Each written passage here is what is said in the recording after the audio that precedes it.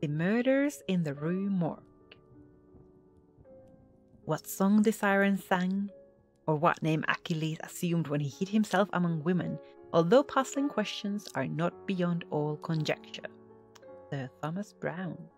The mental features discoursed as the analytical are, in themselves, but little susceptible of analysis. We appreciate them only in their effect. We know of them, among other things, that they are always to their possessor, when inordinately possessed, a source of the liveliest enjoyment. As the strong man exults in his physical ability, delighting in such exercises as call his muscles into action, so glories the analyst in that moral activity which disentangles. He derives pleasure from even the most trivial occupations bringing his talent into play. He is fond of enigmas, of conundrums, of hieroglyphics. Exhibiting his solutions of each a degree of acumen which appears to the ordinary apprehension preternatural. His results, brought about by the very soul and essence of method, have, in truth, the whole air of intuition. The faculty of resolution is possibly much invigorated by mathematical study, and especially by that highest branch of it which, unjustly, and merely on account of its retrograde operations, has been called, as if par excellence, analysis. Yet to calculate is not in itself to analyze. A chess player, for example, does the one without effort at the other. It follows that the game of chess, in its effects upon mental character, is greatly misunderstood. I am not now writing a treatise, but simply prefacing a somewhat peculiar narrative by observations very much at random. I will therefore take occasion to assert that the highest powers of the reflective intellect are more decidedly and more usefully tasked by the unostentatious game of draughts than by all the elaborate frivolity of chess. In this latter, where the pieces have different and bizarre motions, with various and variable values, what is only complex is mistaken, and not unusual error, for what is profound. The attention is here called powerfully into play.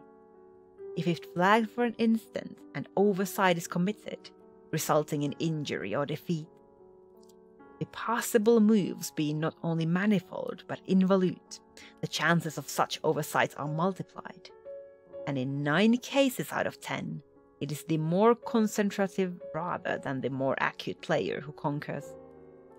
In draughts, on the contrary, where the moves are unique and have but little variation, the probabilities of inadvertence are diminished. And the mere attention being left comparatively unemployed, what advantages are obtained by either party are obtained by superior acumen. To be less abstract, let us suppose a game of draughts where the pieces are reduced to 4 kings, and where, of course, no oversight is to be expected. It is obvious that here the victory can be decided, the players being at all equal, only by some recherche movement, the result of some strong exertion of the intellect. Deprived of ordinary resources, the analyst throws himself into the spirit of his opponent, identifies himself therewith, and not unfrequently sees thus, at a glance, the sole methods, sometimes indeed absurdly simple ones, by which he may seduce into error or hurry into miscalculation. Whist has long been noted for its influence upon what is termed the calculating power, and men of the highest order of intellect have been known to take an apparently unaccountable delight in it, while eschewing chess as frivolous. Beyond doubt, there is nothing of a similar nature so greatly tasking the faculty of analysis. The best chess player in Christendom may be little more than the best player of chess, but proficiency in whist implies capacity for success in all those more important undertakings where mind struggles with mind. When I say proficiency, I mean that perfection in the game which includes a comprehension of all the sources whence legitimate advantage may be derived. These are not only manifold but multiform, and lie frequently among recesses of thought altogether inaccessible to the ordinary understanding. To observe attentively is to remember distinctly, and so far, the concentrative chess player will do very well at whist, while the rules of Hoyle, themselves based upon the mere mechanism of the game, are sufficiently and generally comprehensible. Thus, to have a retentive memory and to proceed by the book are points commonly regarded as the sum total of good playing. But it is in matters beyond the limits of mere rule that the skill of the analyst is evinced. He makes in silence a host of observations and inferences. So perhaps do his companions. And the difference in the extent of the information obtained lies not so much in the validity of the inference as in the quality of the observation. The necessary knowledge is that of what to observe. Our player confines himself not at all, nor, because the game is the object, does he reject deductions from things external to the game. He examines the countenance of his partner, comparing it carefully with that of each of his opponents. He considers the mode of sorting the cards in each hand, often counting trump by trump and honor by honor, through the glances bestowed by their holders upon each. He notes every variation of face as the play progresses, gathering a fund of thought from the differences in the expression of certainty, of surprise, of triumph, and of chagrin. From the manner of gathering up a trick he judges whether the person taking it can make another in the suit. He recognizes what is played through feint, by the air with which it is thrown upon the table. A casual or inadvertent word, the accidental dropping or turning of a card, with the accompanying anxiety or carelessness in regard to its concealment.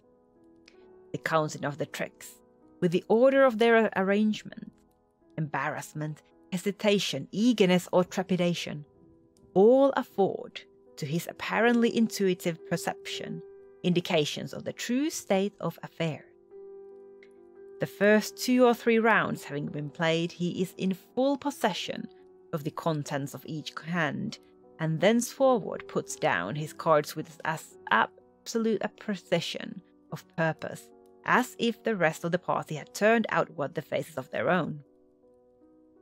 The analytical power should not be confounded with simple ingenuity, for while the analyst is necessarily ingenious, the ingenious man is often remarkably incapable of analysis. The constructive or combining power, by which ingenuity is usually manifested, and to which the phrenologists, I believe erroneously, have assigned a separate organ, supposing it a primitive faculty, has been so frequently seen in those whose intellect bordered otherwise upon idiocy, as to have attracted general observation among writers on morals. Between ingenuity and the analytic ability, there exists a difference far greater indeed than that between the fancy and the imagination, but of a character very strictly analogous. It will be found, in fact, that the ingenious are always fanciful, and the truly imaginative never otherwise than analytic. The narrative which follows will appear to the reader somewhat in the light of a commentary upon the propositions just advanced. Residing in Paris during the spring and part of the summer of 18, I there became acquainted with a Monsieur C. Auguste Dupin. This young gentleman was of an excellent, indeed of an illustrious family, but, by a variety of untoward events, had been reduced to such poverty that the energy of his character succumbed beneath it, and he ceased to bestir himself in the world, or to care for the retrieval of his fortunes. By courtesy of his creditors, there still remained in his possession a small remnant of his patrimony, and upon the income arising from this, he managed by means of a rigorous economy to procure the necessaries of life, without troubling himself about its superfluities. Books, indeed, were his sole luxuries, and in Paris these are easily obtained. Our first meeting was at an obscure library in the Rue Morgue, where the accent of our both being in search of the same very rare and very remarkable volume brought us into closer communion. We saw each other again and again. I was deeply interested in the little family history which he detailed to me with all that candour which a Frenchman indulges whenever mere self is his theme. I was astonished, too, at the vast extent of his reading, and, above all, I felt my soul enkindled within me by the wild fervour and the vivid freshness of his imagination. Seeking in Paris the objects I then sought, I felt that the society of such a man would be to me a treasure beyond price, and this feeling I frankly confided it to him.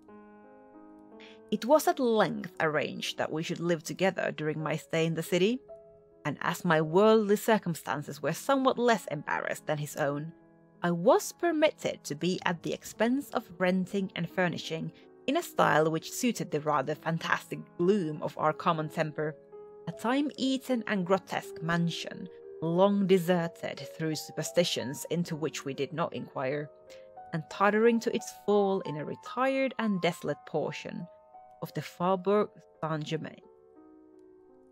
Had the routine of our life at this place been known to the world, we should have been regarded as madmen, although perhaps as madmen of a harmless nature. Or our seclusion was perfect. We admitted no visitors.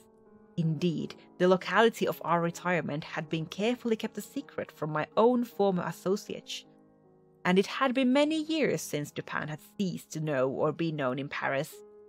We existed within ourselves alone. It was a freak of fancy in my friend, or what else shall I call it, to be enamoured of the knight for her own sake. And into this bizarrerie, as into all his others, I quietly fell, giving myself up to his wild whims with a perfect abandon. The sable divinity would not herself dwell with us always, but we could counterfeit her presence. At the first dawn of the morning, we closed all the massy shutters of our old building, lighting a couple of tapers which, strongly perfumed, threw out only the ghastliest and feeblest of rays. By the aid of these, we then busied our souls in dreams, reading, writing, or conversing, until warned by the clock of the advent of the true darkness.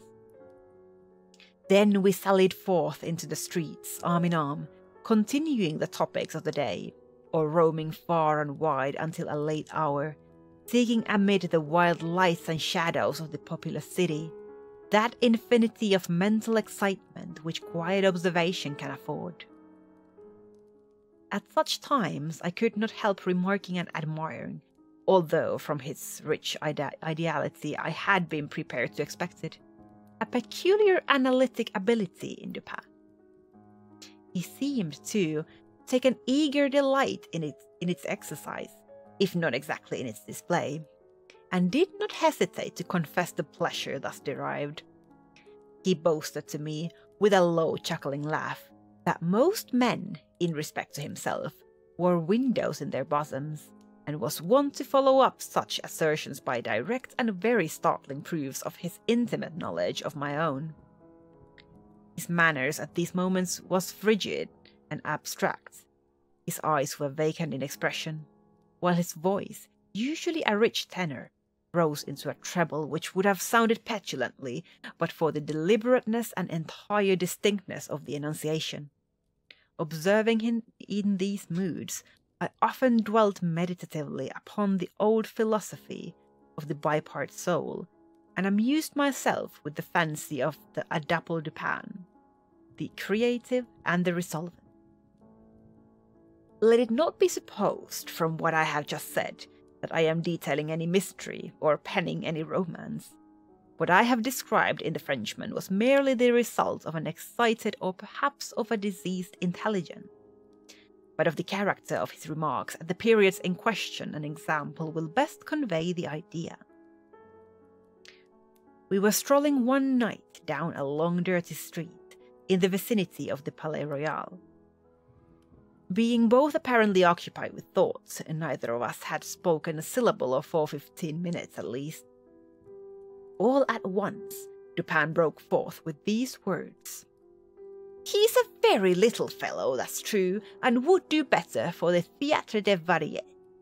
"There can be no doubt of that," I replied unwittingly, and not at first observing, so much had I been absorbed in reflection, the extraordinary manner in which the speaker had chimed in with my meditations.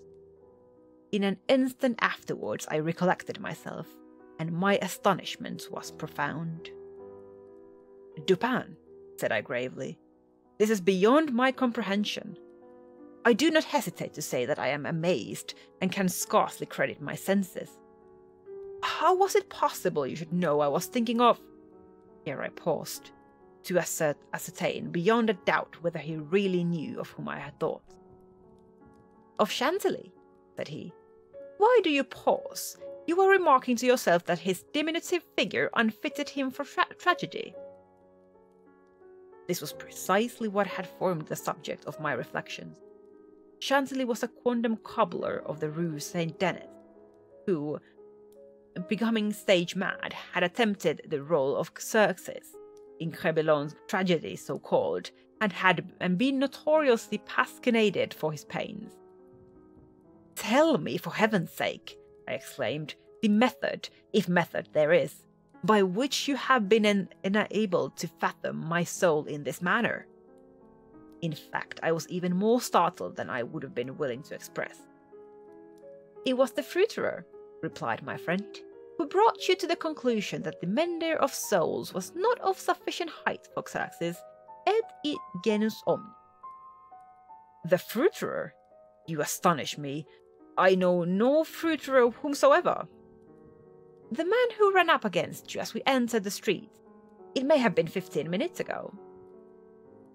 I now remembered that, in fact, a fruiterer, carrying upon his head a large basket of apples, had nearly thrown me down by accident as we passed from the Rue C into the thoroughfare where we stood.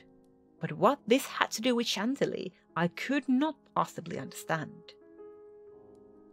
There was not a particle of charlatanerie about Dupin.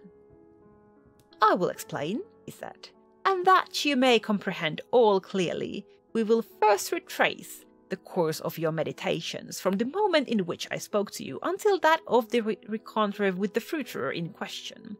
The larger links of the chain run thus: Chantilly, Orion, Dr. Nichols, Epicurus, Stereotomy, the street stones, the fruiterer. There are few persons who have not at some period of their lives amused themselves in retracing the steps by which particular conclusions of their own minds have been attained. The occupation is often full of interest, and he who attempts it for the first time is astonished by the apparently illimitable distance and incoherence between the starting point and the goal. What then must have been my amazement when I heard the Frenchman speak what he had just spoken, and when I could not help acknowledging that he had spoken the truth. He continued. "We had been talking of horses, if I remember aright. Just before leaving this Rue C. This was the last subject we discussed. As we crossed into the street, a fruiterer with a large basket upon his head, brushing quickly past us, thrust you upon a pile of paving stones collected at a spot where the causeway is undergoing repair. You stepped upon one of the loose fragments, slipped, slightly strained your ankle, appeared vexed or sulky, muttered a few words, turned to look at the pile, and then proceeded in silence. He was not particularly attentive to what you did, but observation has become with me, of late, a species of necessity. You kept your eyes upon the ground, glancing with a petulant expression at the holes and ruts in the pavement, so that I saw you were still thinking of the stones, until we reached a little alley called Lamartine, which has been paved, by way of experiment, with the overlapping and riveted blocks. Here your countenance brightened up, and perceiving your lips move, I could not doubt that you murmured the word stereotomy, a term very affectedly applied to this species of pavement. I knew that you could not say to yourself stereotomy without being brought to think of atomies, and thus of the theories of Epicurus, and since when we discussed this subject not very long ago, I mentioned to you how singularly, yet with how little notice, the vague guesses of that noble Greek had met with confirmation in the late nebula cosmogony. Cosmogony? What? I felt that you could not avoid casting your eyes upward to the great nebula in Orion, and I certainly expected that you would do so. You did look up, and I was now assured that I had correctly followed your steps. But in that bitter tirade upon Chantilly, which appeared in yesterday's Musée, the satirist, making some disgraceful allusions to the cobbler's change of name upon assuming the buskin, quoted a Latin line about which we have often conversed. I mean the line, perdidit antiquum littera prima sonum. I had told you that this was in reference to Orion, formerly written Urion, and from certain pungencies connected with this explanation I was aware that you could not have gotten it. It was clear, therefore, that you would not fail to combine the two ideas of Orion and Chantilly. That you did combine them, I saw by the character of the smile which passed over your lips. You thought of the poor cobbler's immolation. So far you had been stooping in your gait, but now I saw you draw yourself up to your full height. I was then sure that you reflected upon the diminutive figure of Chantilly. At this point I interrupted your meditations to remark that as, in fact, he was a very little fellow, that Chantilly, he would do better at the Theatre des Paris. Not long after this, we were looking over an evening edition of the Gazette des Tribunaux, when the following paragraphs arrested our attention. Extraordinary murders. This morning, about 3 o'clock, the inhabitants of the Quartier Saint-Roch were aroused from sleep by a succession of terrific shrieks, issuing, apparently, from the 4th story of a house in the Rue Morgue, known to be in the sole occupancy of one Madame L'Espanaye and her daughter, Mademoiselle Camille L'Espanaye. After some delay, occasioned by a fruitless attempt to procure admission in the usual manner, the gateway was broken in with a crowbar, and 8 or 10 of the neighbours entered, accompanied by 2 gendarmes. By this time, the cries had ceased, but as the party rushed up the first flight of stairs, 2 or more rough voices in angry contention were distinguished, and seemed to proceed from the upper part of the house. As the second landing was reached, these sounds also had ceased, and everything remained perfectly quiet. The party spread themselves and hurried from room to room. Upon arriving at the large back chamber in the 4th story, the door of which, being found locked with the key inside, was forced open, a spectacle presented itself which struck everyone present not less with horror than with astonishment. The apartment was in the wildest disorder, the furniture broken and thrown about in all directions. There was one bedstead, and from this the bed had been removed and thrown into the middle of the floor. On a chair lay a razor besmeared with blood. On the hearth were 2 or 3 long and thick tresses of grey human hair, also dabbled in blood, and seeming to have been pulled out by the roots. Upon the floor were found 4 Napoleons, an earring of topaz, 3 large silver spoons, 3 smaller of metallurgia, and 2 bags containing nearly 4,000 francs in gold. The drawers of a bureau which stood in one corner were open, and had been apparently rifled, although many articles still remained in them. A small iron safe was discovered under the bed, not under the bedstead. It was open, with the key still in the door. It had no contents beyond a few old letters and other papers of little consequence. Of Madame L'Espanaye no traces were here seen, but an unusual quantity of soot being observed in the fireplace, a search was made in the chimney, and, horrible to relate, the corpse of the daughter, head downward, was dragged therefrom. Having been thus forced up the narrow aperture for a considerable distance. The body was quite warm. Upon examining it, many excoriations were perceived, no doubt occasioned by the violence with which it had been thrust up and disengaged. Upon the face were many severe scratches, and upon the throat dark bruises and deep indentations of fingernails, as if the deceased had been throttled to death.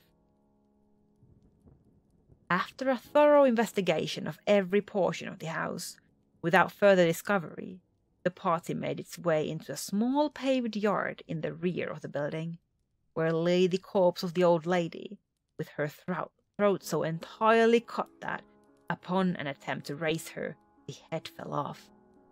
The body was as well as the head was fearfully mutilated, the former so much so as scarcely to retain any semblance of humanity. To this horrible mystery there is not as yet, we believe, the slightest clue. The next day's paper had these additional particulars. The tragedy in the Rue Morgue. Many individuals have been examined in relation to this most extraordinary and frightful affair. The word affair has not yet in France that levity of import which it conveys with us. But nothing whatever has transpired to throw light upon it. We give below all the material testimony elicited. Pauline Dubourg, a laundress, deposes that she has known both the deceased for 3 years, having washed for them during that period. The old lady and her daughter seemed on good terms, very affectionate towards each other. They were excellent pay, could not speak in regard to their mode or means of living, believed Madame L. Told fortunes for a living, was reputed to have money put by, never met any persons in the house when she called for the clothes or took them home, was sure that they had no servant in employ.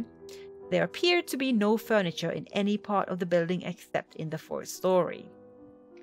Pierre Moreau, a tobacconist, deposes that he has been in the habit of selling small quantities of tobacco and snuff to Madame L'Espanaye for nearly 4 years, was born in the neighborhood, and has always resided there. The deceased and her daughter had occupied the house in which the corpses were found for more than 6 years. It was formerly occupied by a jeweler, who underlet the upper rooms to various persons. The house was the property of Madame L. She became dissatisfied with the abuse of the premises by her tenant, and moved into them herself, refusing to let any portion. The old lady was childish. Witness had seen the daughter some 5 or 6 times during the 6 years. The two lived an exceedingly retired life, were reputed to have money. Had heard it said among the neighbors that Madame L. told fortunes, did not believe it. Had never seen any person enter the door except the old lady and her daughter, a porter once or twice, and a physician some 8 or 10 times. Many other persons, neighbors, gave evidence to the same effect. No one was spoken of as frequent in the house. It was not known whether there were any living connections of Madame L. and her daughter. The shutters of the front windows were seldom opened.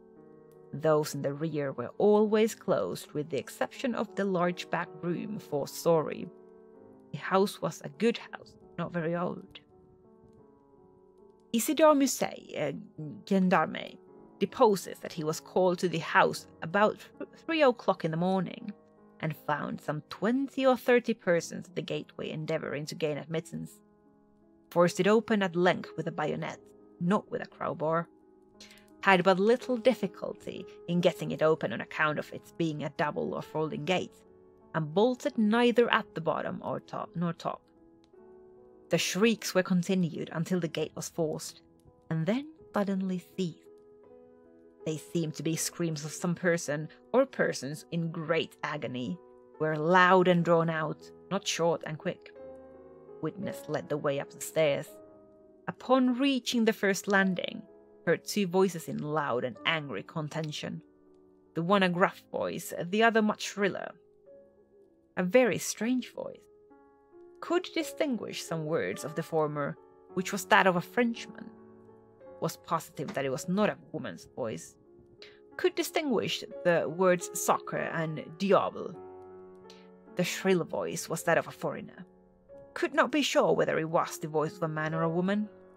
Could not make out what was said, but believed the language to be Spanish. The state of the room and of the bodies was described by this witness as we described them yesterday. Henri Duval, a neighbor, by a trade a silversmith, deposes that he was one of the party who first entered the house. Corroborates the testimony of Musset in general. As soon as they forced an entrance, they reclosed the door to keep out the crowd, which collected very fast, notwithstanding the lateness of the hour. The shrill voice, this witness thinks, was that of an Italian, was certain it was not French, could not be sure that it was a man's voice, might have been a woman's. Was not acquainted with the Italian language, could not distinguish the words, but was convinced by the intonation that the speaker was an Italian. Knew Madame L. and her daughter, had conversed with both frequently, was sure that the shrill voice was not that of either of the deceased. Odenheimer, restaurateur. This witness volunteered his testimony. Not speaking French, was examined through an interpreter. Is a native of Amsterdam, who was passing the house at the time of the shrieks. They lasted for several minutes, probably 10. They were long and loud, very awful and distressing. Was one of those who entered the building. Corroborated the previous evidence in every respect but one. Was sure that the shrill voice was that of a man, of a Frenchman. Could not distinguish the words uttered. They were loud and quick, unequal, spoken apparently in fear as well as in danger. The voice was harsh, not so much shrill as harsh. Could not call it a shrill voice. The gruff voice said repeatedly, Sacre, diable, and once, mon Dieu. Jules Mignot, banker, of the firm of Mignot et Fils, Rue de Lorraine, is the elder Mignot. Madame L'Espanaye had some property. Had opened an account with his banking house in the spring of the year 8 years previously. Made frequent deposits in small sums. Had checked for nothing until the 3rd day before her death, when she took out in person the sum of 4,000 francs. This sum was paid in gold, and a clerk sent home with the money. Adolphe Le Bon, clerk to Mignot et Fils, deposes that on the day on question, about noon, he accompanied Madame L'Espanaye to her residence with the 4,000 francs, put up in 2 bags. Upon the door being opened, Mademoiselle L. appeared and took from his hands one of the bags, while the old lady relieved him of the other. He then bowed and departed. Did not see any person in the street at the time. It is a by street, very lonely. William Bird, tailor, deposes that he was one of the party who entered the house. An Englishman, has lived in Paris 2 years, was one of the first to ascend the stairs, heard the voices in contention. The gruff voice was that of a Frenchman. Could make out several words, but cannot now remember all. Heard distinctly Sacre and Mon Dieu.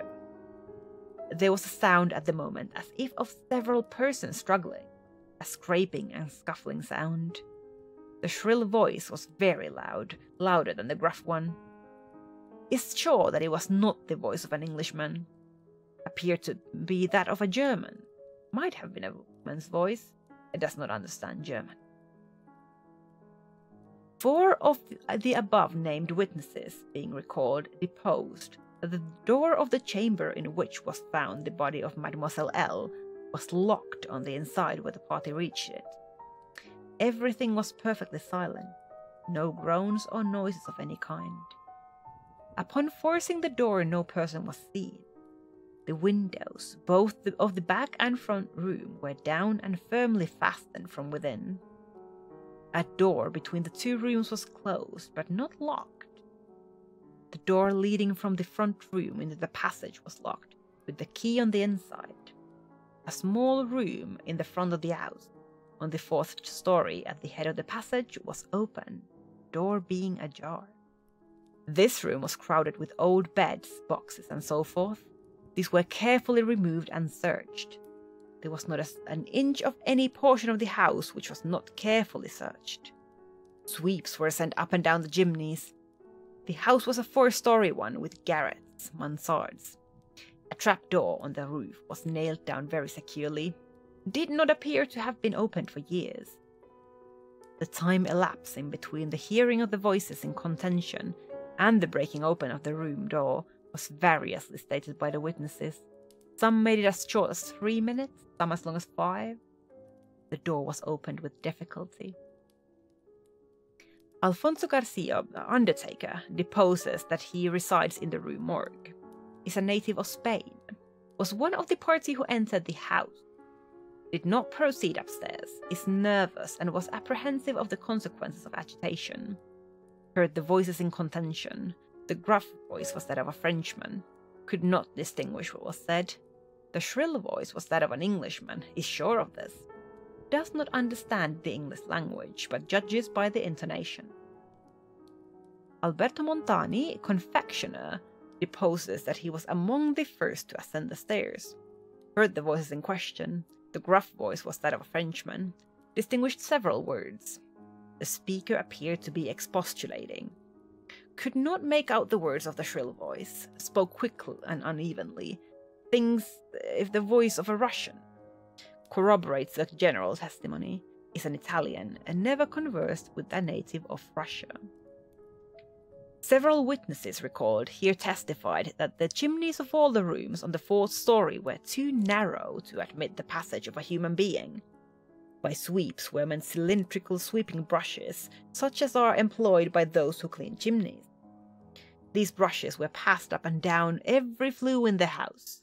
There is no back passage by which anyone could have descended while the party proceeded up the stairs. The body of Mademoiselle L'Espanaye was so firmly wedged in the chimney that it could not be got down until 4 or 5 of the party united their strength. Paul Dumas, physician, deposes that he was called to view the bodies about daybreak. They were both then lying on the sacking of the bedstead in the chamber where Mademoiselle L was found. The corpse of the young lady was much bruised and excoriated. The fact that it had been thrust up the chimney would sufficiently account for these appearances. The throat was greatly chafed. There were several deep scratches just below the chin, together with a series of livid spots which were evidently the impression of fingers. The face was fearfully discolored, and the eyeballs protruded. The tongue had been partially bitten through. A large bruise was discovered upon the pit of the stomach, produced apparently by the pressure of a knee. In the opinion of M. Dumas, Mademoiselle L'Espanaye had been throttled to death by some person or persons unknown. The corpse of the mother was horribly mutilated. All the bones of the right leg and arm were more or less shattered. The left tibia much splintered, as well as all the ribs of the left side. Whole body dreadfully bruised and discolored. It was not possible to say how the injuries had been inflicted. A heavy club of wood or a broad bar of iron, a chair, any large, heavy and obtuse weapon would have produced such results if wielded by the hands of a very powerful man. No woman could have inflicted the blows with any weapon. The head of the deceased, when seen by witness, was entirely separated from the body and was also greatly shattered. The throat had evidently been cut with some very sharp instrument, probably with a razor. Alexandre Etienne, surgeon, was called with M. Dumas to view the body, corroborated the testimony and the opinions of M. Dumas. Nothing further of importance was elicited, although several other persons were examined. A murder so mysterious and so perplexing in all its particulars was never before committed in Paris, if indeed a murder has been committed at all. The police are entirely at fault. An unusual occurrence in affairs of this nature. There is not, however, the shadow of a clue apparent. The evening edition of the paper stated that the greatest excitement still continued in the Quartier Saint-Roch, that the premises in question had been carefully researched and fresh examinations of witnesses instituted, but all to no purpose. A postscript, however, mentioned that Adolphe Le Bon had been arrested and imprisoned, although nothing appeared to criminate him beyond the facts already detailed. Dupin seemed singularly interested in the progress of this affair, at least so I judged from his manner, for he made no comment. It was only after the announcement that Le Bon had been imprisoned that he asked me my opinion respecting the murders. I could merely agree with all Paris in considering them an insoluble mystery.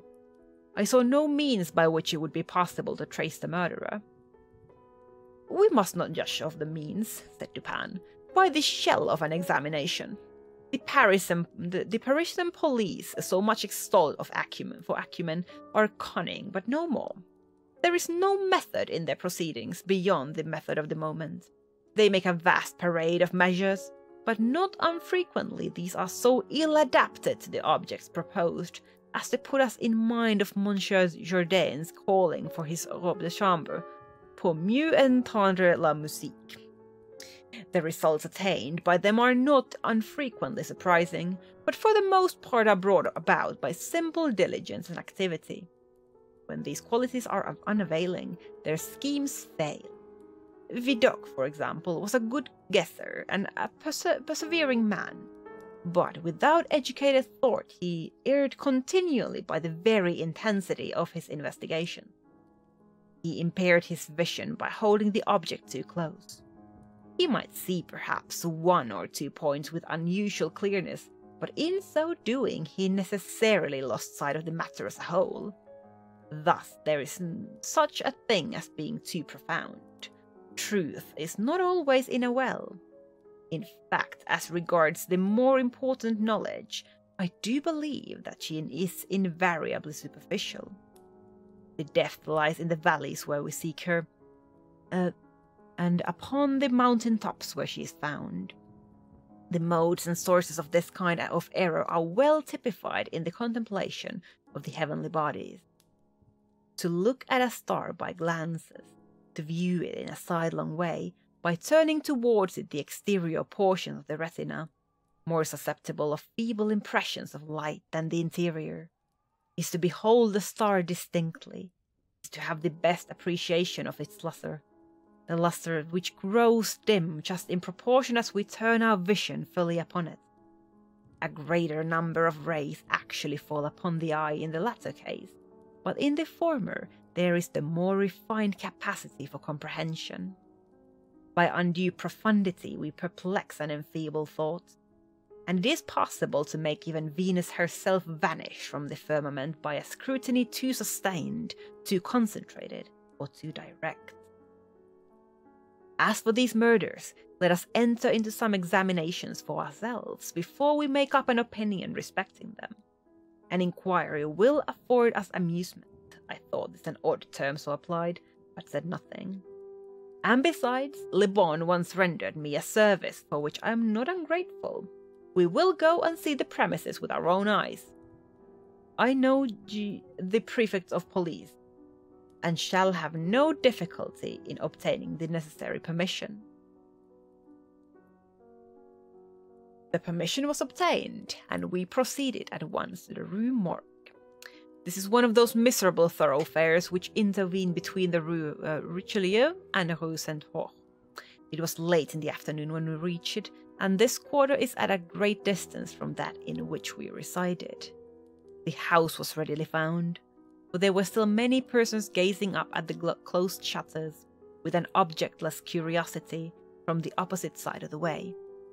It was an ordinary Parisian house with a gateway, on one side of which was a glazed watchbox with a sliding panel in the window, indicating a log de concierge.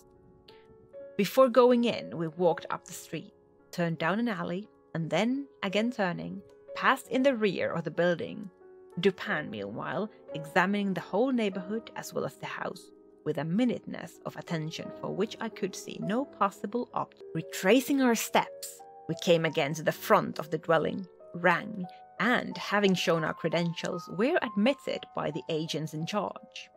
We went upstairs, into the chamber where the body of Mademoiselle L'Espanaye had been found, and where both deceased still lay. The disorders of the room had, as usual, been suffered to exist. I saw nothing beyond what had been stated in the Gazette des Tribunaux. Dupin scrutinized everything, not excepting the bodies of the victims. We then went into the other rooms, and into the yard. a gendarme accompanying us throughout. The examination occupied us until dark, when we took our departure. On our way home, my companion stepped in for a moment at the office of one of the daily papers. I have said that the whims of my friend were manifold, and that je le ménageais, for this phrase there is no English equivalent. It was his humour now to decline all conversation on the subject of the murder until about noon the next day. He then asked me suddenly if I had observed anything peculiar at the scene of the atrocity. There was something in his manner of emphasizing the word peculiar which caused me to shudder without knowing why. "No, nothing peculiar," I said. "Nothing more, at least, than we both saw stated in the paper." "The Gazette," he replied, "has not entered, I fear, into the unusual horror of the thing. But dismiss the idle opinions of this print. It appears to me that this mystery is considered insoluble for the very reason which should cause it to be regarded as easy of solution. I mean for the outright character of his features. The police are confounded by the seeming absence of motive, not for the murder itself, but for the atrocity of the murder. They are puzzled, too, by the seeming impossibility of reconciling the voices heard in contention with the facts that no one was discovered upstairs but the assassinated Mademoiselle L'Espanaye, and that there were no means of egress without the notice of the party ascending. The wild disorder of the room, the corpse thrust with the head downward up the chimney, the frightful mutilation of the body of the old lady. These considerations, with those just mentioned, and others which I need not mention, have sufficed to paralyze the powers by putting completely at fault the boasted acumen of the government agents. They have fallen into the gross but common error of confounding the unusual with the abstruse. But it is by these deviations from the plane of the ordinary that reason feels its way, if at all, in its search for the true. In its investigation such as we are now pursuing, it should not be much asked what has occurred, as what has occurred that has never occurred before. In fact, the facility with which I shall arrive, or have arrived at the solution of this mystery, is in the direct ratio of its apparent insolubility in the eyes of the police. I stared at the speaker in mute astonishment. "I am now awaiting," continued he, looking toward the door of our apartment, "I am now awaiting a person who, although perhaps not the perpetrator of these butcheries, must have been in some measure implicated in their perpetration. Of the worst portion of the crimes committed, it is probable that he is innocent. I hope that I am right in this supposition, for upon it I build my expectation of reading the entire riddle. I look for the man here, not in this room, every moment.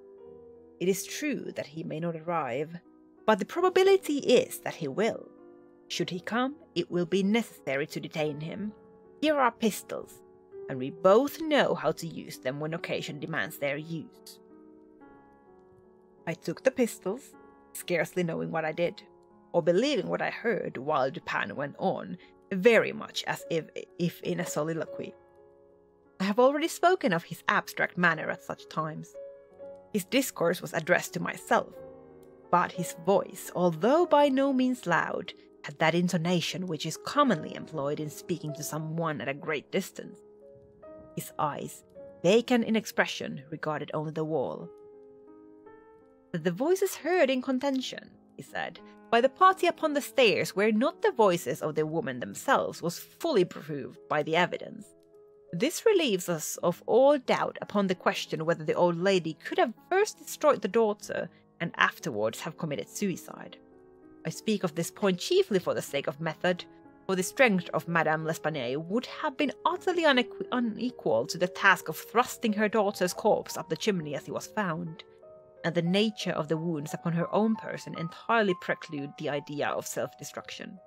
Murder, then, being committed by some third party, and the voices of this third party were those heard in contention. Let me now add words, not to the whole testimony respecting these voices, but to what was peculiar in that testimony. Did you observe anything peculiar about it? I remarked that, while all the witnesses agreed in supposing the gruff voice to be that of a Frenchman, there was much disagreement in regard to the shrill, or, as one individual termed it, harsh voice. That was the evidence itself, said Dupin, but it was not the peculiarity of the evidence. You have observed nothing distinctive, yet there was something to be observed. The witnesses, as you remark, agreed about the gruff voice. They were here unanimous. But in regard to the shrill voice, the peculiarity is, not that they disagreed, but that, while an Italian, an Englishman, a Spaniard, a Hollander, and a Frenchman attempted to describe it, each one spoke of it as that of a foreigner. Each is sure that it was not the voice of one of his own countrymen. Each likens it not to the voice of an individual of any nation with whose language he is conversant, but the converse. The Frenchman supposes it was the voice of the Spaniard, and it might have distinguished some words had he been acquainted with the Spanish. The Dutchman maintains it to have been that of a Frenchman, but we find it stated that, not understanding French, this witness was examined through an interpreter.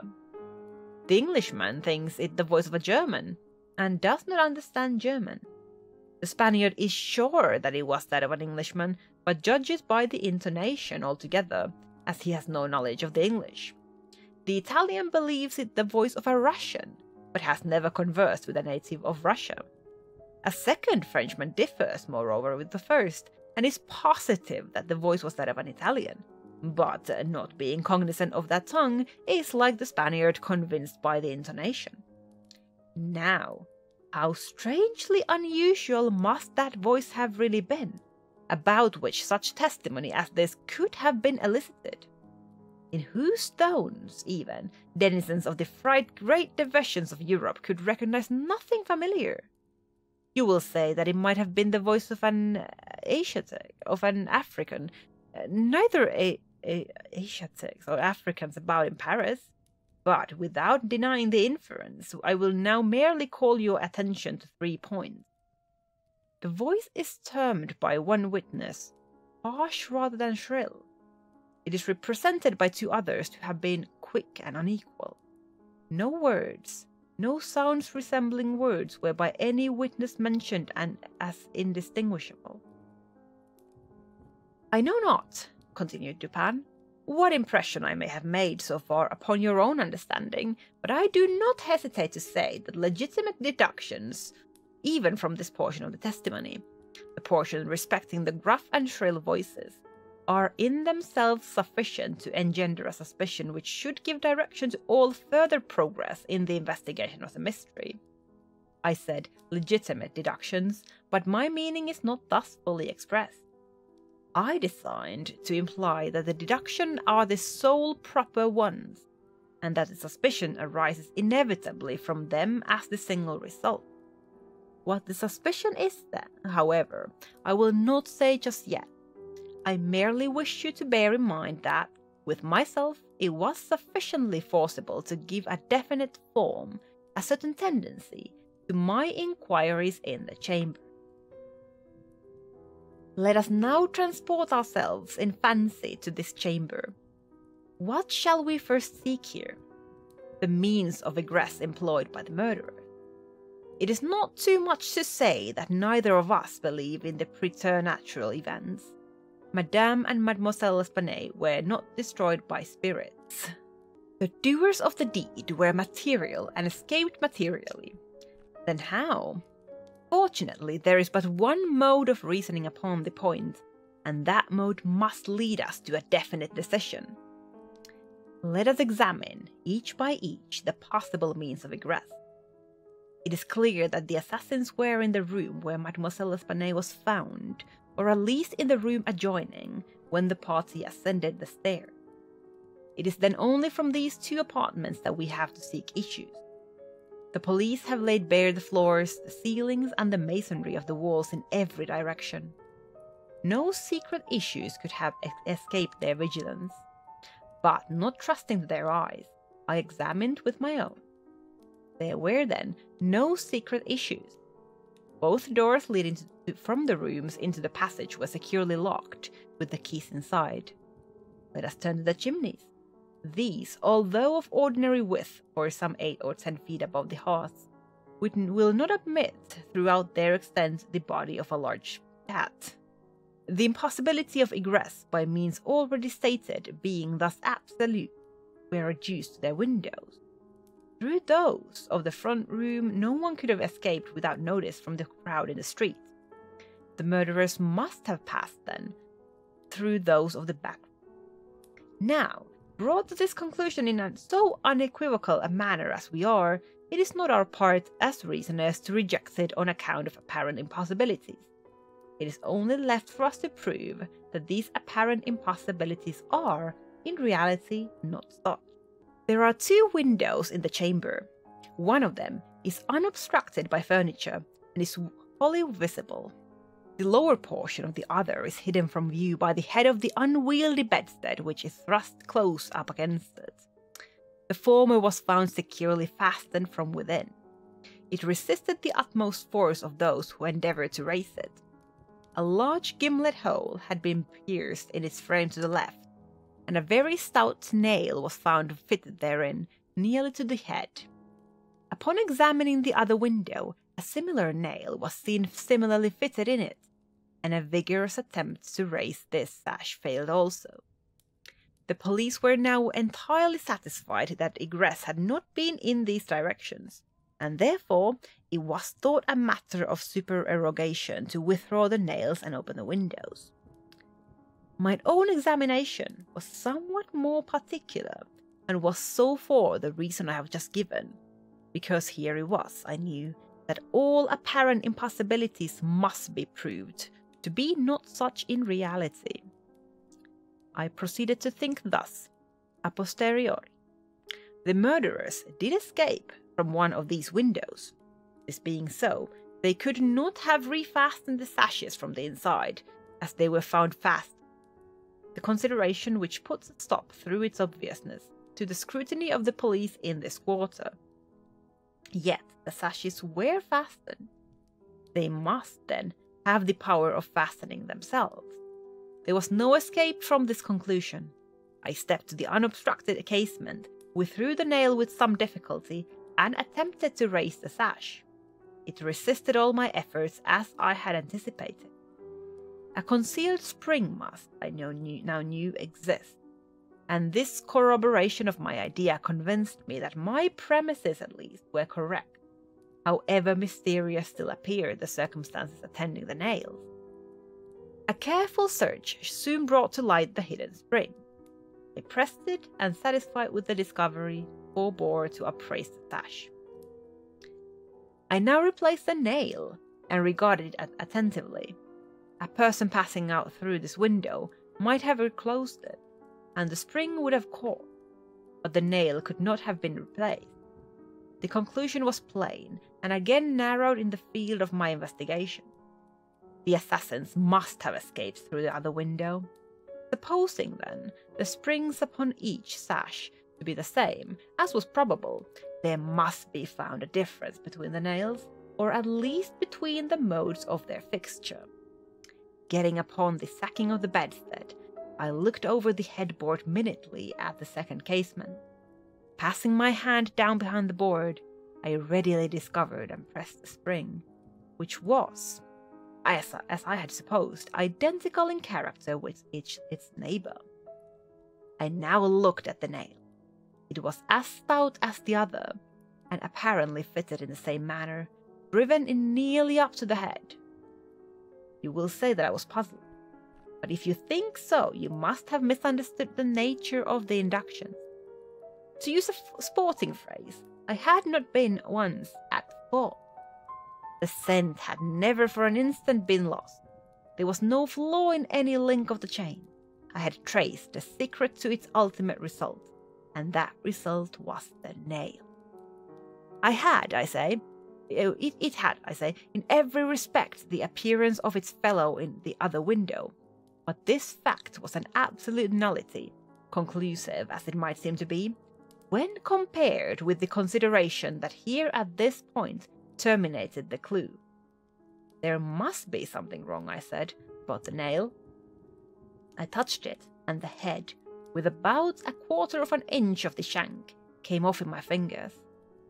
The rest of the shank was in the gimlet hole, where it had been broken off. The fracture was an old one, for its edges were encrusted with rust, and had apparently been accomplished by the blow of a hammer, which had partially embedded in the top of the bottom sash the head portion of the nail.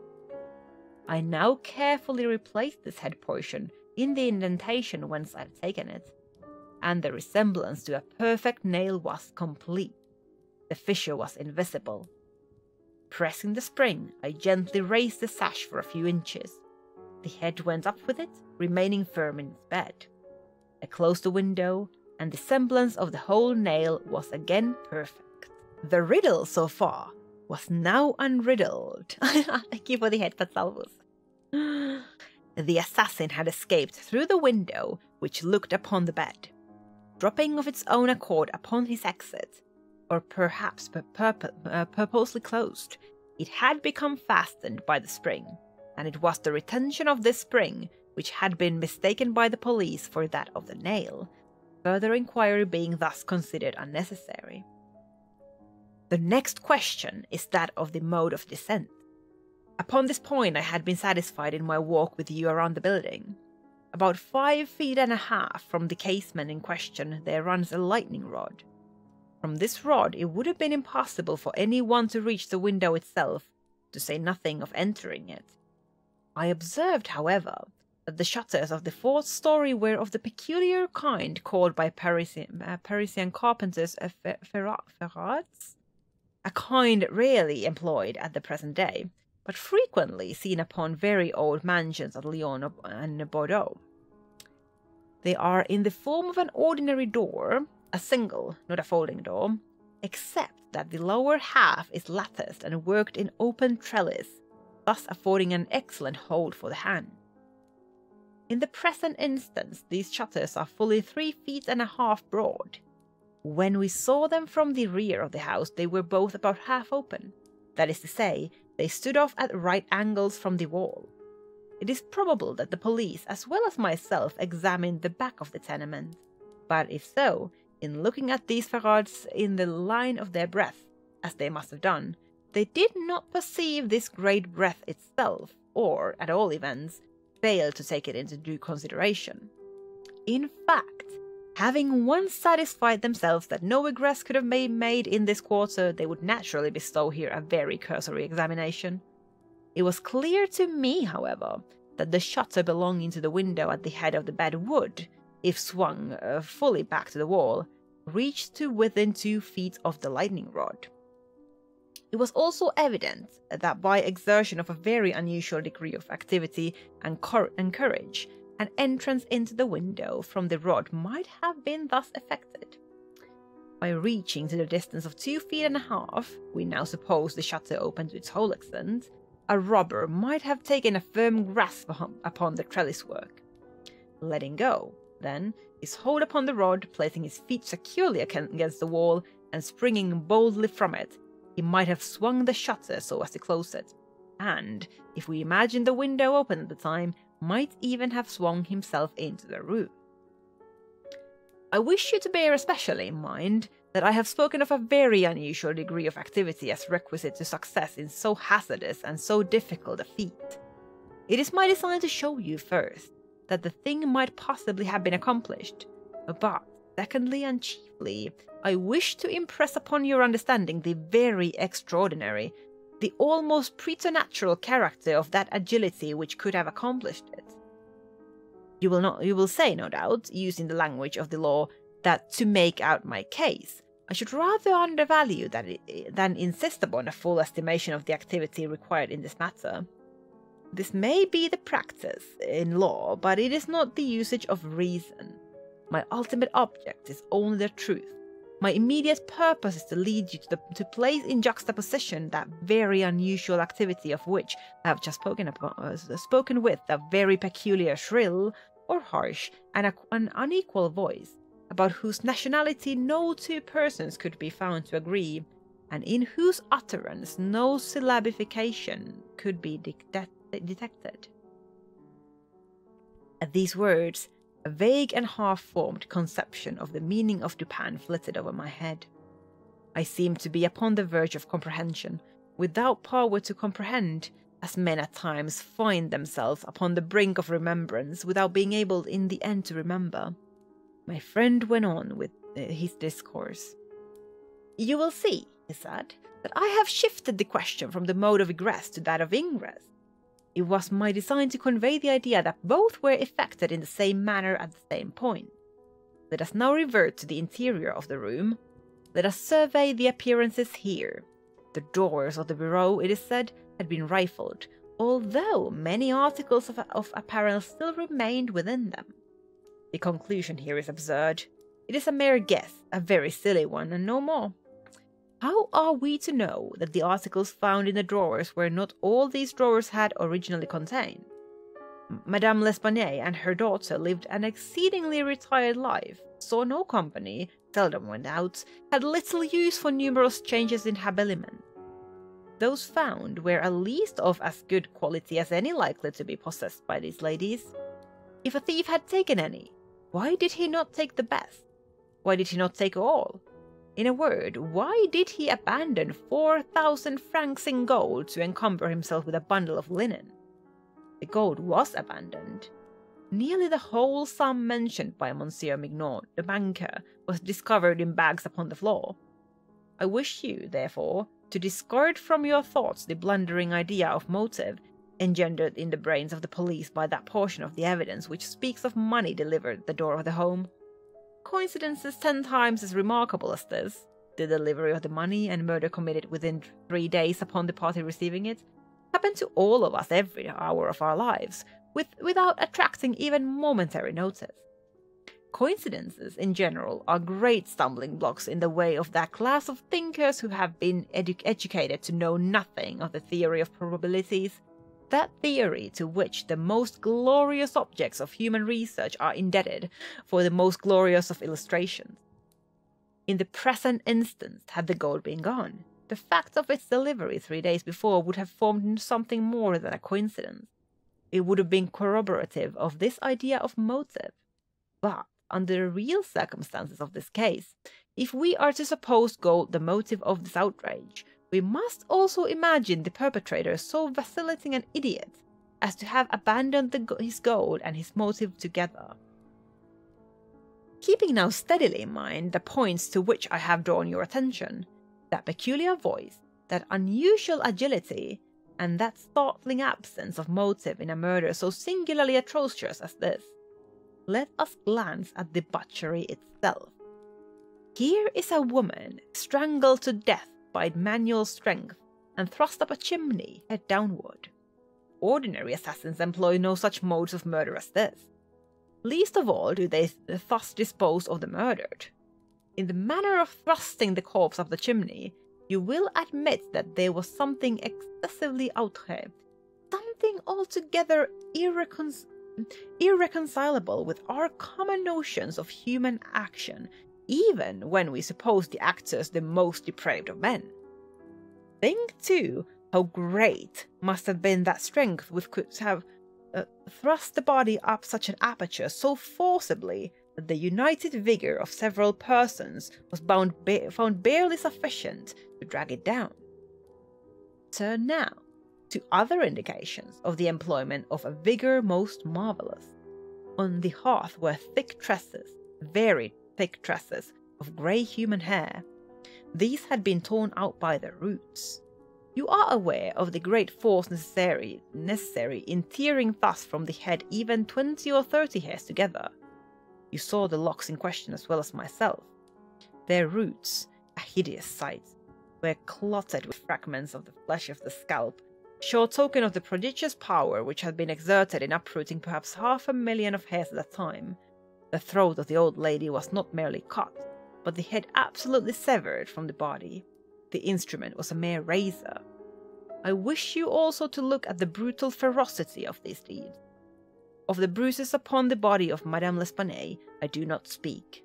Monsieur Dumas and his worthy coadjutor Monsieur Etienne have pronounced that they were inflicted by some obtuse instrument, and so far these gentlemen are very correct. The obtuse instrument was clearly the stone pavement in the yard upon which the victim had fallen from the window which looked in upon the bed. This idea, however simple it may now seem, escaped the police for the same reason that the breath of the shutters escaped them, because, by the affair of the nails, their perceptions had been hermetically sealed against the possibility of the windows having ever been opened at all. If now, in addition to all these things, you have properly reflected upon the odd disorder of the chamber, we have gone so far as to combine the ideas of an agility astounding, a strength superhuman, a ferocity brutal, a butchery without motive, a grotesquerie in horror absolutely alien from humanity, and a voice foreign in tone to the ears of men of many nations, and devoid of all distinct or intelligible syllabification. What result then has ensued? What impression have I made upon your fancy?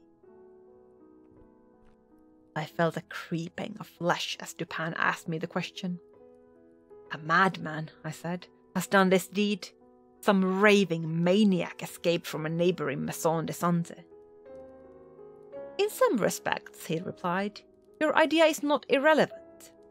But the voices of madmen, even in their wildest paroxysm, are never found to tally with that peculiar voice heard upon the stairs. Madmen are of some nation, and their language, however incoherent in its words, has always the coherence of syllabification. Besides, the hair of a madman is not such as I now hold in my hand. I disentangled this little tuft from the rigidly clutched fingers of Madame L'Espanaye. Tell me what you can make of it. Dupin, I said, completely unnerved. This hair is most unusual. This is no human hair. I have not asserted that it is, said he, but before we decide at this point, I wish you to glance at the little sketch I have here traced upon this paper. It is a facsimile drawing of what has been described in one portion of the testimony as dark bruises and deep indentations of fingernails upon the throat of Mademoiselle L'Espanaye, and in another, by Messrs. Dumas and Etienne, as a series of livid spots evidently the impression of fingers. You will perceive, continued my friend, spreading out the paper upon the table before us, that this drawing gives the idea of a firm and fixed hold. There is no slipping apparent. Each finger has retained, possibly until the death of the victim, the fearful grasp by which it originally embedded itself. Attempt now to place all your fingers at the same time in respective impressions as you see them. I made the attempt in vain. We are possibly not giving this matter a fair trial, he said. The paper is spread out upon a plain surface, but the human throat is cylindrical. Here is a billet of wood, the circumference of which is about that of the throat. Wrap the drawing around it and try the experiment again. I did so, but the difficulty was even more obvious than before. This, said, is the mark of no human hand. Read now, replied Dupin, this passage from Cuvier. It was a minute anatomical and generally descriptive account of the large fulvous orangutan of the East Indian island. The gigantic stature, the prodigious strength and activity, the wild ferocity, and the imitative propensities of these mammalia are sufficiently well known to all. I understood the full horrors of the murder at once. The description of the digits, said I, as I made an end of the reading, is in exact accordance with this drawing. I see that no animal but an orangutan, of the species here mentioned, would have impressed the indentations as you have traced them. The tuft of tawny hair, too, is identical in character with that of the beast of Cuvier. But I cannot possibly comprehend the particulars of this frightful mystery. Besides, there were 2 voices heard in contention, and one of them was unquestionably the voice of a Frenchman.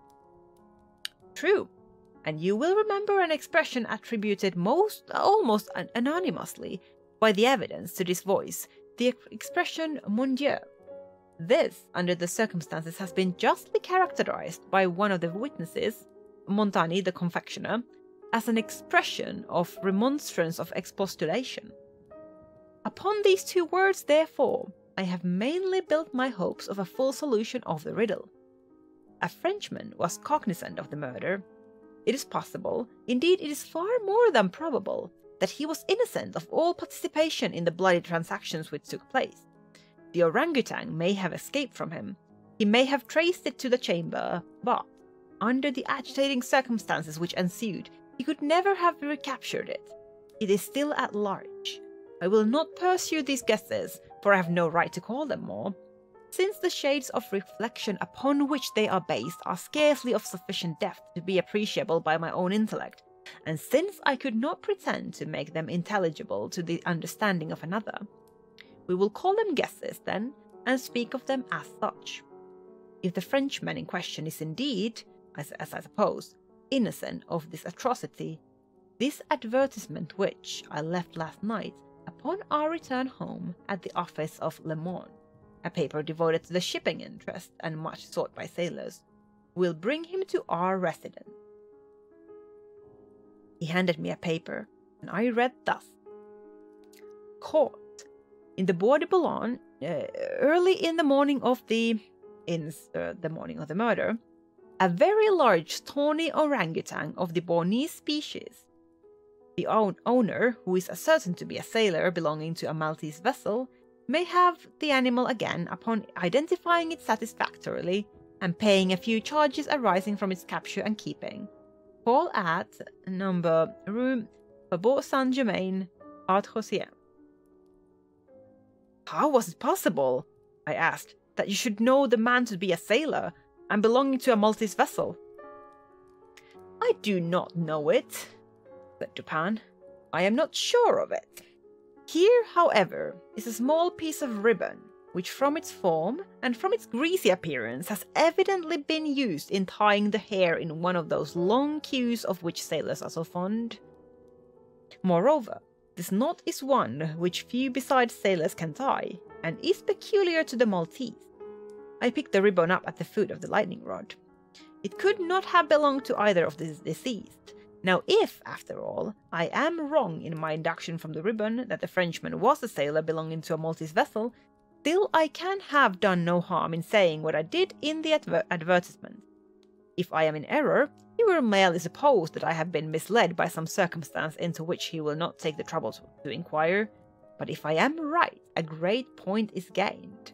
Cognizant, although innocent of the murder, the Frenchman will naturally hesitate about replying to the advertisement, about demanding the orangutan. He will reason thus. I am innocent. I am poor. My orangutan is of great value. To one in my circumstances a fortune of itself. Why should I lose it through idle apprehensions of danger? Here it is, within my grasp.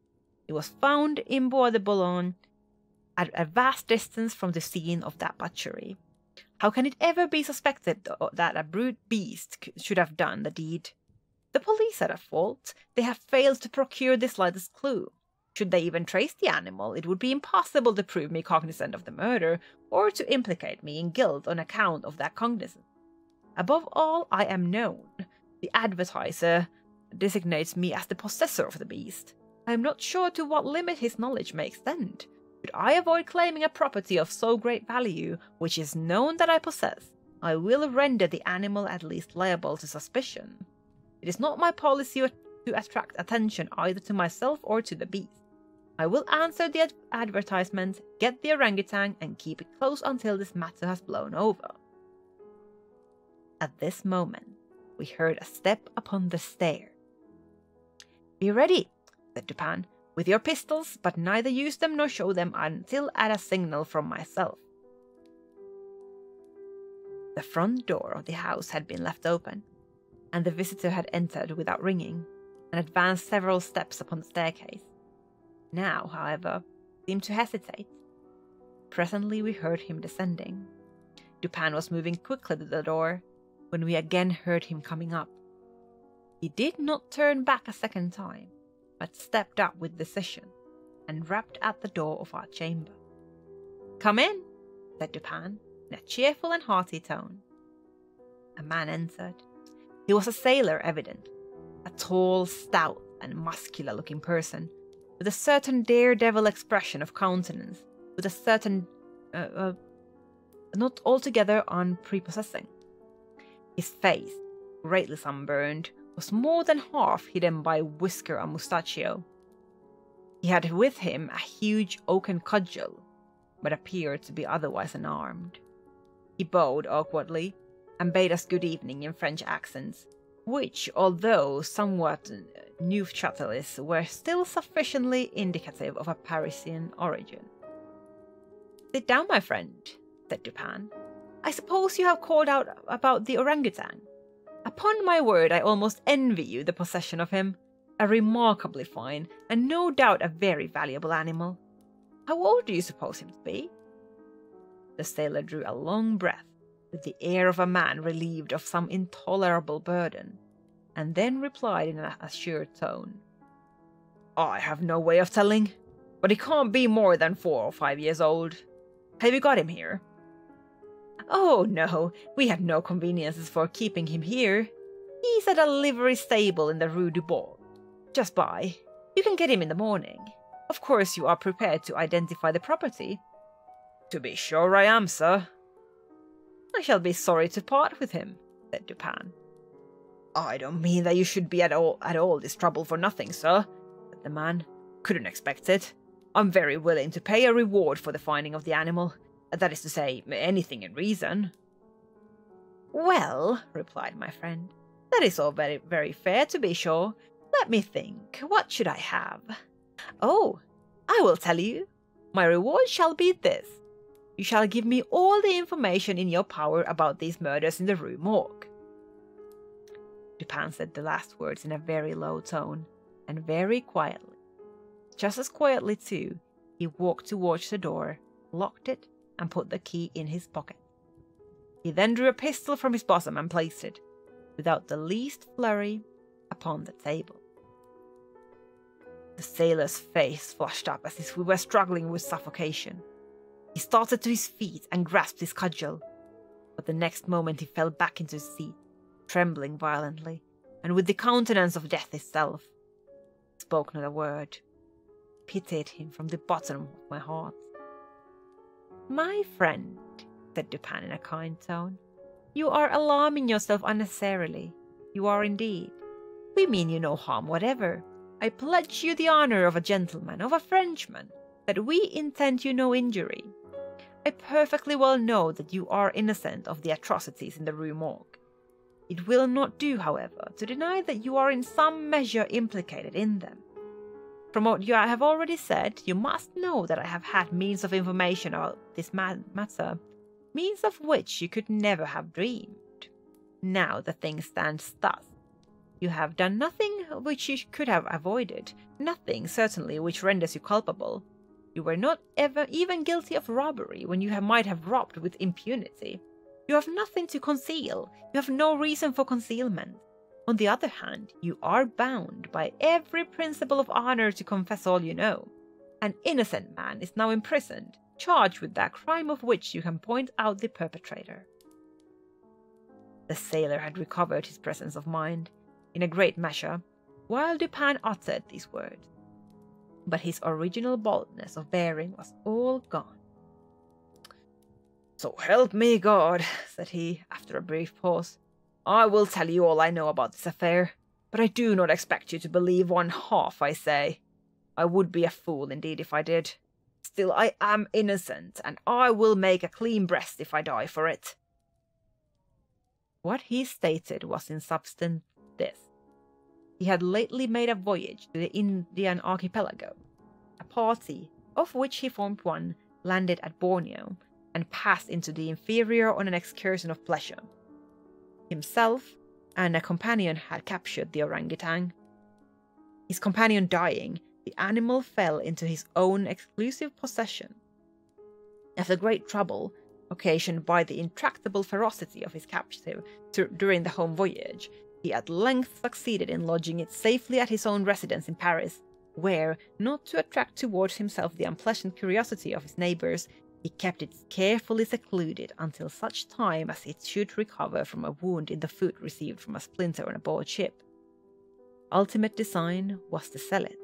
Returning home from some sailor's frolic on the night, or rather in the morning of the murder, he found the beast occupying his own bedroom, into which it had broken from a closet adjoining, where it had been, as was thought, securely confined. Razor in hand, and fully lathered, it was sitting before a looking-glass attempting the operation of shaving, which it had no doubt previously watched its master through the keyhole of the closet. Terrified at the sight of so dangerous a weapon in the possession of an animal so ferocious and so well able to use it, the man, for some moments, was at a loss what to do. He had been accustomed, however, to quiet the creature, even in its fiercest moods, by the use of a whip, and to this he now resorted. Upon sight of it, the orangutan sprang at once through the door of the chamber, down the stairs, and thence through a window, unfortunately open, into the street. The Frenchman followed in despair, the ape, razor still in hand, occasionally stopping to look back and gesticulate at his pursuer, until the latter had nearly come up with it. It then again made off. In this manner the chase continued for a long time.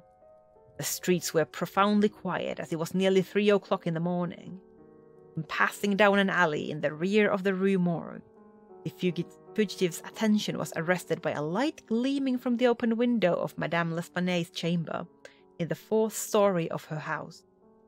Rushing to the building, it perceived the lightning rod, clambered up with inconceivable agility, grasped the shutter, which was thrown fully back against the wall, and, by its means, swung itself directly upon the headboard of the bed. The whole feat did not occupy a minute. The shutter was kicked open again by the orangutan as it entered the room. The sailor, in the meantime, was both rejoiced and perplexed.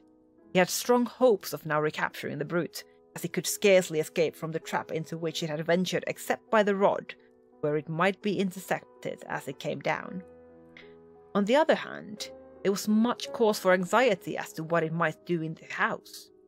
This latter reflection urged the man still to follow the fugitive.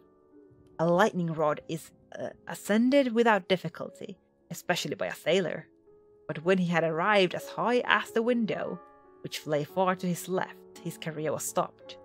The most that he could accomplish was to reach over so as to obtain a glimpse of the interior of the room. At this glimpse, he nearly fell from his hold through excess of horror. Now it was that those hideous shrieks aroused upon the night which had startled from slumber the inmates of the Rue Morgue. Madame L'Espanaye and her daughter, habited in their nightclothes, had apparently been occupied in arranging some papers in the iron chest already mentioned, which had been wheeled into the middle of the room. It was open, and its contents lay beside it on the floor. The victims must have been sitting with their backs toward the window, and, from the time elapsing between the ingress of the beast and the scream, it seems probable that it was not immediately perceived.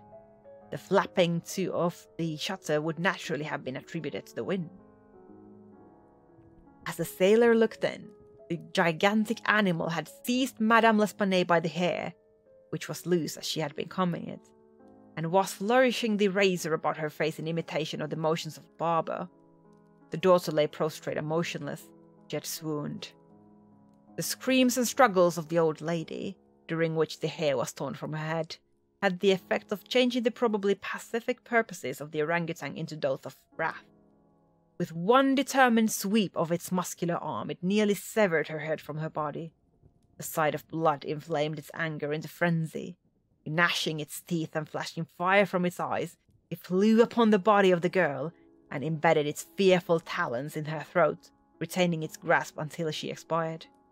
Its wandering and wild glances fell at this moment upon the head of the bed, over which the face of its master, rigid with horror, was just discernible. The fury of the beast, who no doubt bore still in the mind the dreaded whip, was instantly converted into fear. Conscious of having deserved punishment, it seemed desirous of concealing its bloody deeds, and skipped about the chamber, in an agony of nervous agitation, throwing down and breaking the furniture as it moved, and dragging the bed from the bedstead. In conclusion, it seized first the corpse of the daughter and thrust it up the chimney as it was found, then that of the old lady, which it immediately hurled through the window headlong. As the ape approached the casement with its mutilated burden, the sailor shrank aghast to the rod, and, rather gliding than clambering down it, hurried at once home, dreading the consequences of the butchery, and gladly abandoning, in his terror, all solicitude about the fate of the orangutan. The words heard by the party upon the staircase were the Frenchman's exclamations of horror and affright, commingled with the fiendish jabberings of the brute. I have scarcely anything to add. The orangutan must have escaped from the chamber by the rod, just before the breaking of the door.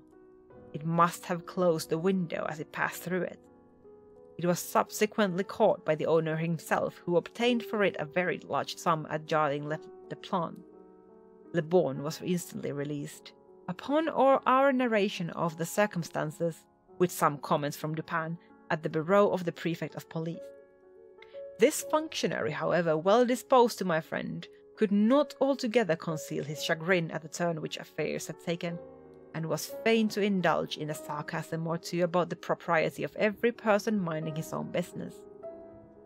"Let him talk," said Dupin, who had not thought it necessary to reply. "Let him discourse. It will ease his conscience.